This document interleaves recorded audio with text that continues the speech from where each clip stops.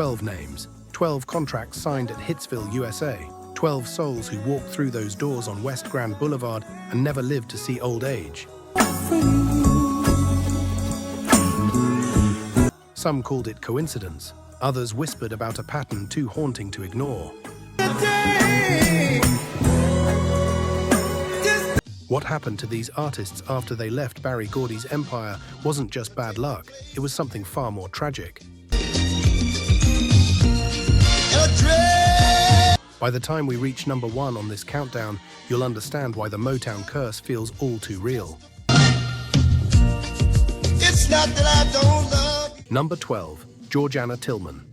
She was 17 when she helped give Motown its first number 1 pop hit. The Marvels' Please Mr. Postman in 1961, before the Supremes, before Martha and the Vandellas, before anyone knew what the Motown sound even was.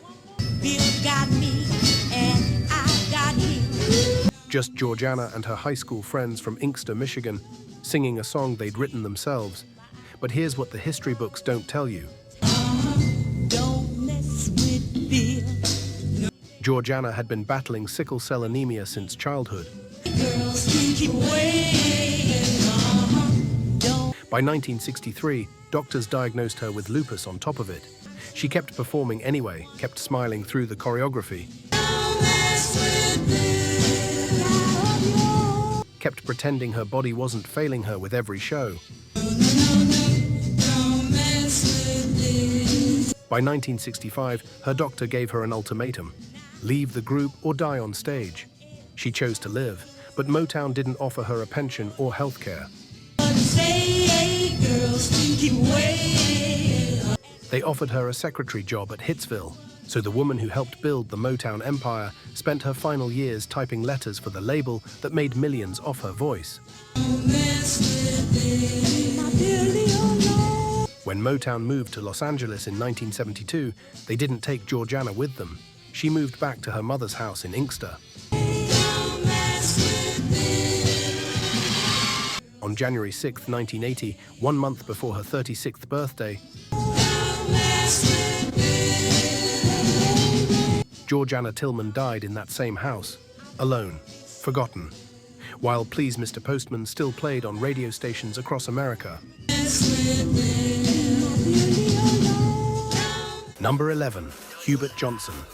You probably don't recognize the name, but you know his song. Do You Love Me by The Contours, 1962. That raw, sweaty dance floor anthem that made Motown cool before Motown was cool. The song that showed up in Dirty Dancing 25 years later and became a hit all over again. Watch me now! Hubert was the bass singer, Jackie Wilson's cousin, the man who convinced Barry Gordy to give the group a second chance after he'd already rejected them. Without Hubert Johnson, there's no Contours. Without the Contours, there's no template for the Temptations' legendary stage show. But in 1964, something broke inside the group.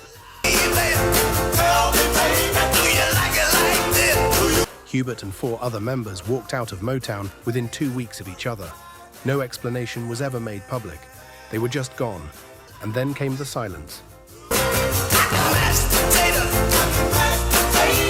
Hubert battled depression for 17 years, watched his moment of fame shrink in the rearview mirror, while other Motown acts got the revival tours, the royalty checks, the recognition. In 1978, he tried one last time, flew to New Mexico with the surviving Contours to record a comeback album. It never got released. On July 11, 1981, Hubert Johnson was found dead in his Detroit home. The coroner's report said he'd swallowed rat poison, then shot himself in the head. He was 40 years old, and the world kept dancing to Do You Love Me without ever knowing who helped create it. Real talk, only 9% of you watching this are actually subscribed. That hurts a little, not gonna lie. We spend hours digging through archives, fact-checking every detail, bringing these stories back to life because this music deserves to be remembered. And you're here because you care about that too. So if these videos mean something to you, if you've ever said, "Damn, I didn't know that," or felt something while watching, just hit subscribe. It's free, takes 2 seconds, and it tells YouTube to show this to more people who love this music like we do. Let's build this together. All right, back to the story. Number 10, Sandra Tilley. Sandra was the replacement. That's how Motown saw her, the woman who filled someone else's shoes. First with the Velvelettes, then with Martha and the Vandellas in 1968, stepping in for Rosalind Ashford.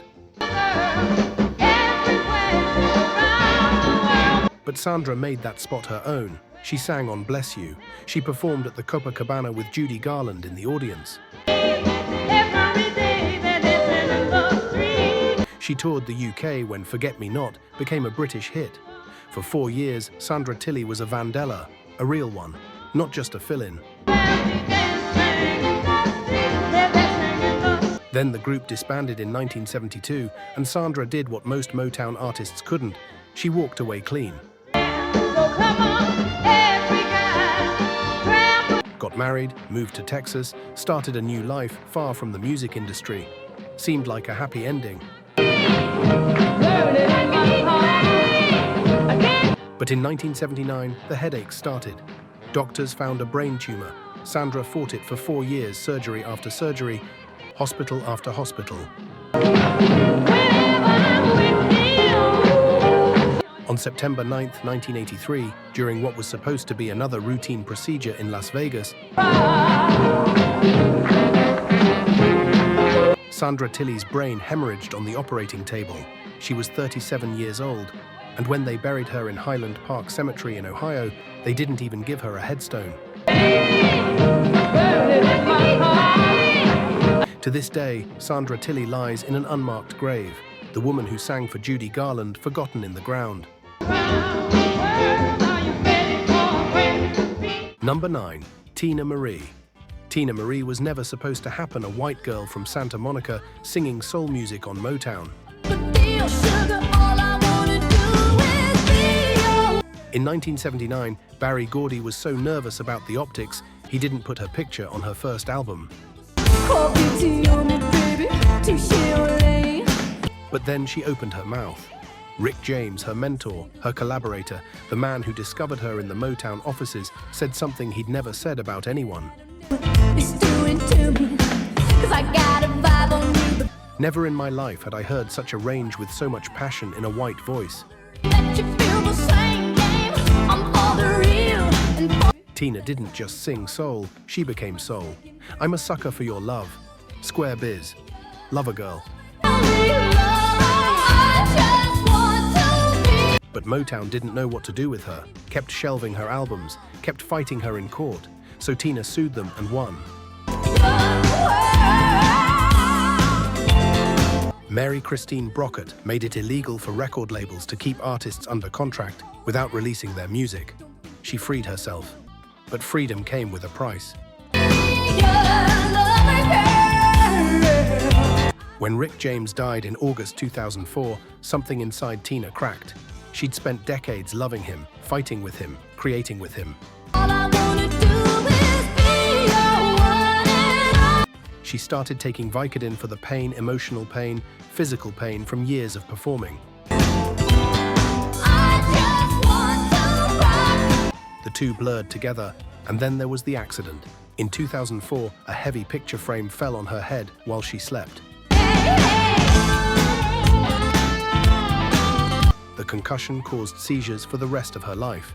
On December 26, 2010, Teena Marie's daughter found her in her Pasadena home. She was 54 years old, gone in her sleep. Natural causes, they said. But there was nothing natural about losing the Ivory Queen of Soul. Number 8, Rick James.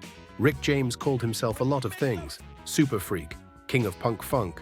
icon of drug use and eroticism. That last one wasn't a boast, it was a confession. Rick spent a decade at Motown doing what no one else could do.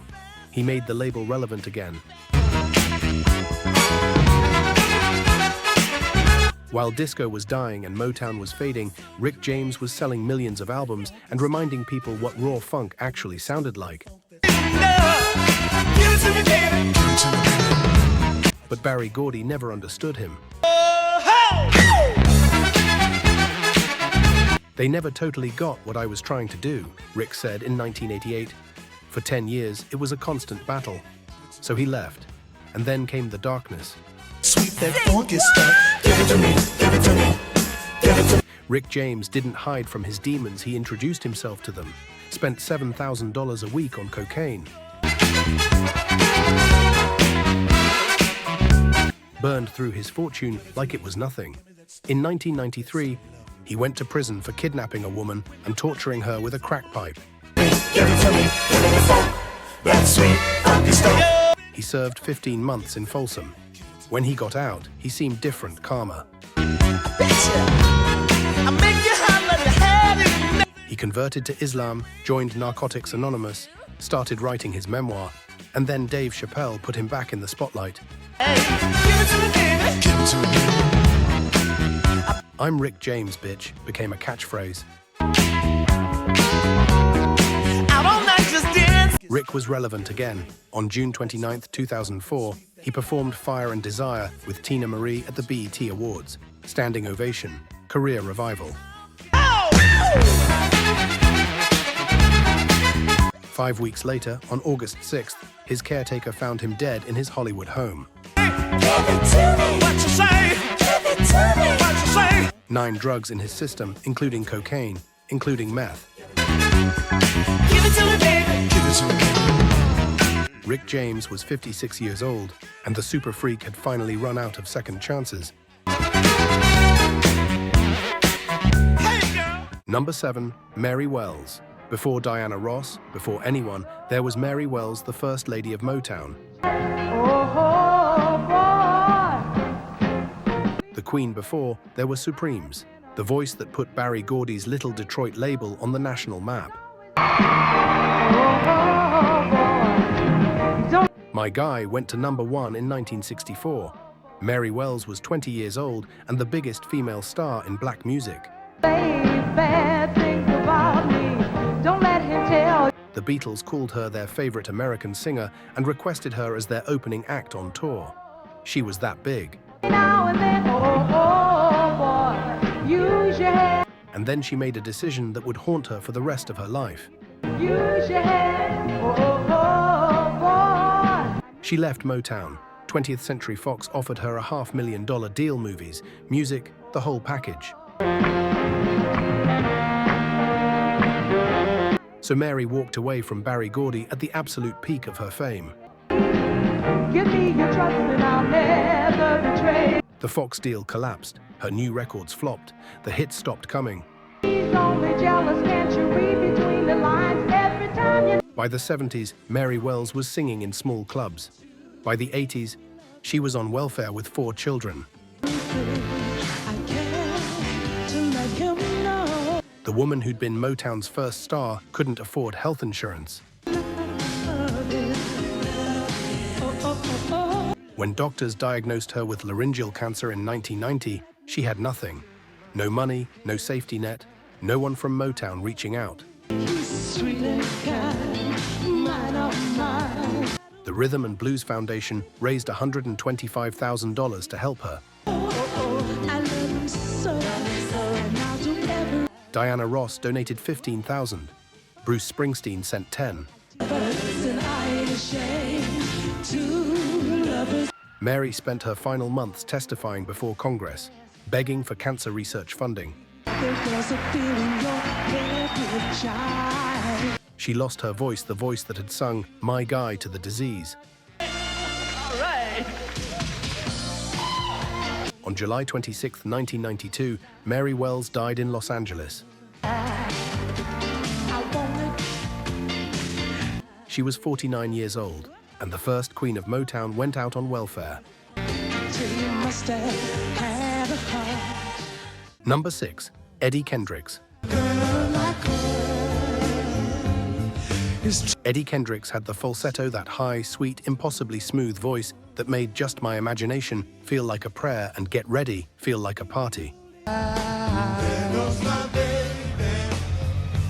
He was a founding temptation, the original lead singer before David Ruffin took the spotlight, the voice that gave Motown its sophistication.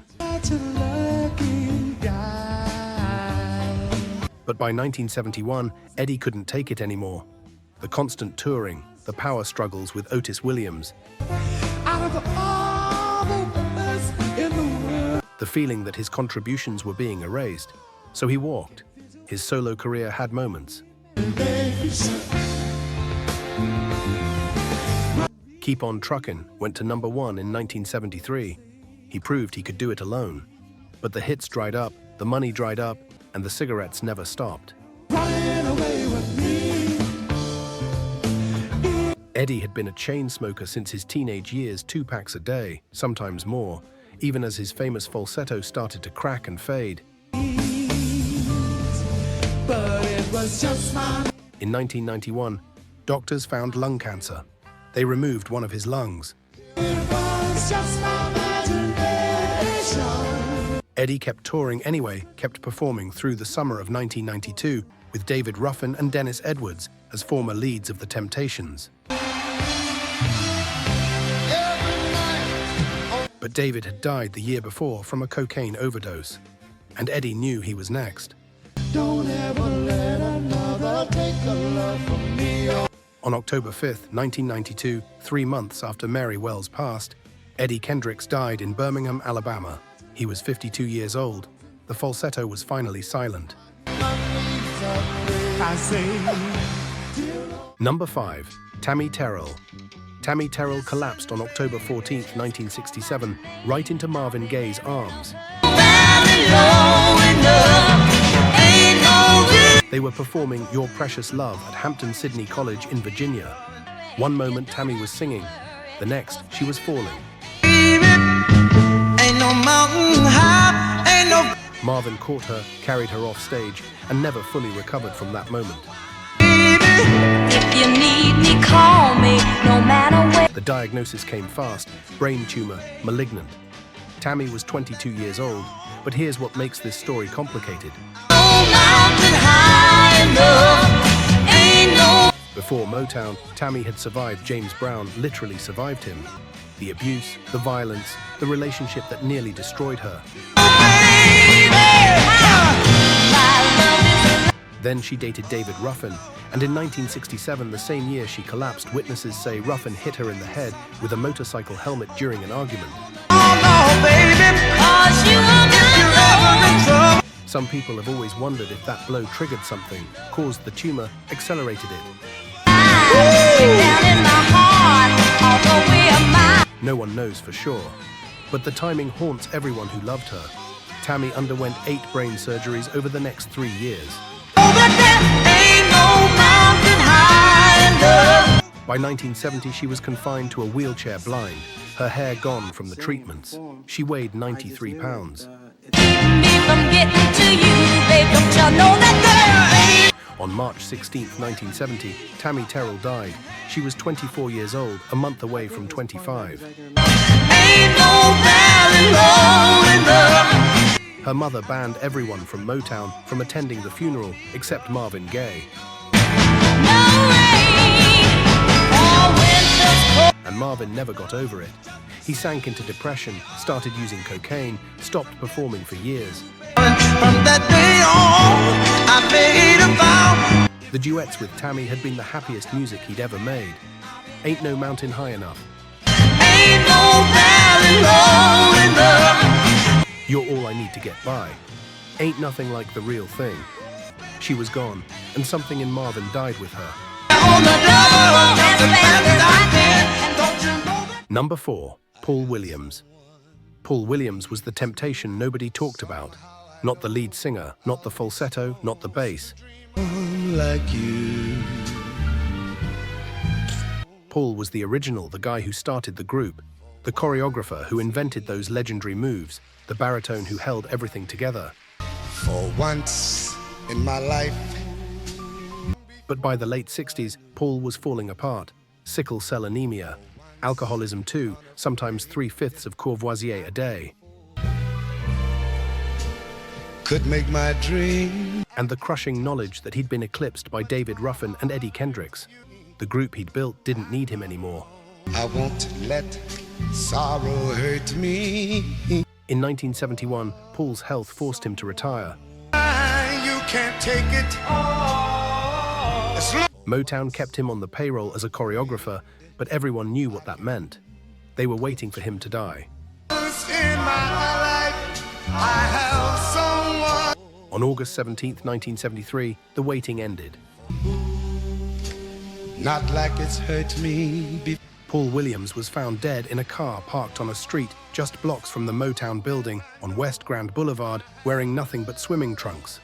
Go where life leads me. The official ruling, suicide, a gun in his right hand, a single bullet wound to the left side of his head. But here's what doesn't add up. I can say, businessman, you can. The gun had been fired twice. A bottle of liquor sat by his left side as if it had been placed there. And Paul Williams was right-handed. How does a right-handed man shoot himself on the left side of his head? His family has always believed Paul was murdered, that someone wanted him silenced. The case was never reopened. Paul Williams was 34 years old.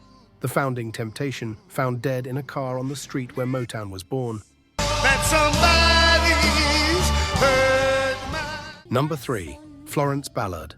Florence Ballard founded the Supremes, not Diana Ross. I'm lost in a word. Florence. She was the one who put the group together, recruited the girls, named them, built the foundation before Barry Gordy decided Diana should be the star. By 1967, Florence was being pushed to the back. Fewer solos, fewer spotlights, watching Diana get everything she'd helped create. That same year, Motown removed her from the group entirely. They renamed it Diana Ross and the Supremes. Florence's consolation prize, a settlement of $139,000, and an agreement never to use the Supremes' name to promote herself. Her lawyer stole most of the money. ABC Records signed her for a solo deal. It went nowhere. 2 singles both flopped. By the early 70s, Florence Ballard, founding Supreme, architect of Motown's greatest girl group, was on welfare. She lived in a housing project in Detroit, struggled with depression, struggled with alcohol, gained weight, lost hope.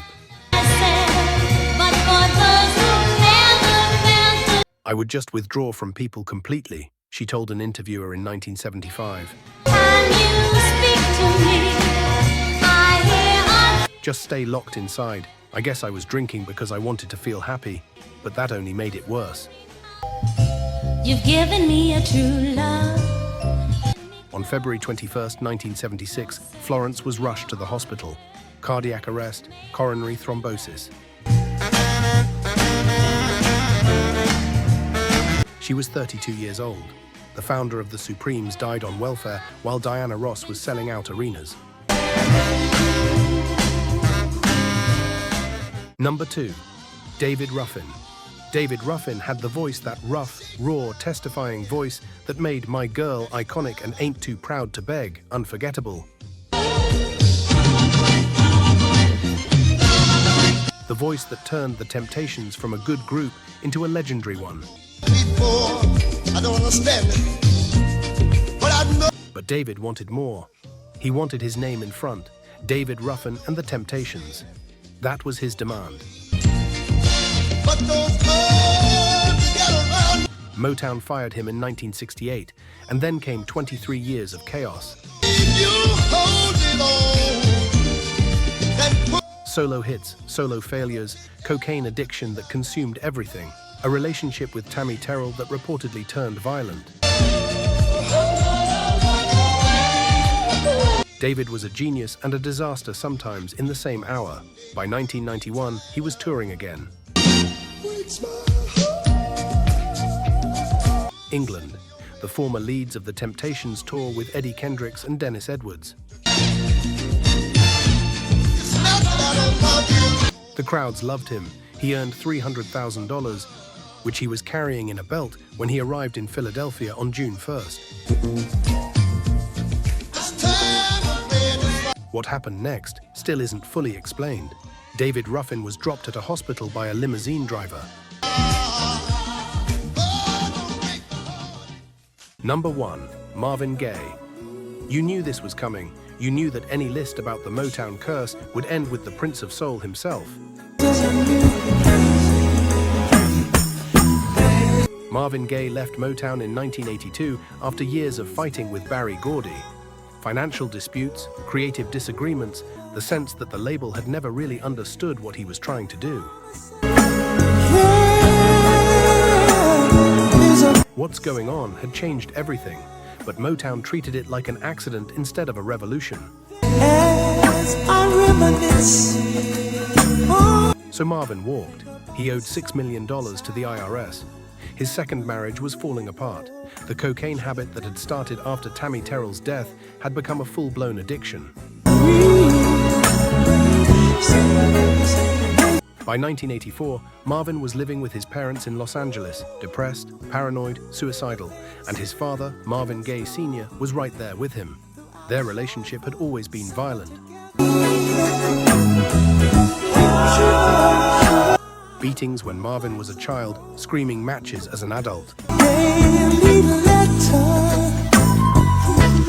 A lifetime of rage that never resolved. On April 1st, 1984, the day before Marvin's 45th birthday, his parents got into another argument. Marvin intervened, pushed his father, hit him, and Marvin Gaye Sr. went to his room, got a gun, and shot his son twice in the chest. The first bullet pierced Marvin's heart, lung, diaphragm, liver, stomach, and left kidney. The second was fired at point-blank range as Marvin lay dying. Here's what haunts everyone who knew him. According to Marvin's brother Frankie, Marvin's last words were, "I got what I wanted. I couldn't do it myself, so I made him do it." Suicide by proxy, the gun that killed him. Marvin had given it to his father as a gift 4 months earlier. Marvin Gaye was 44 years old. His father served a 6-year suspended sentence, no prison time. The charge was reduced to manslaughter because Marvin had assaulted him first.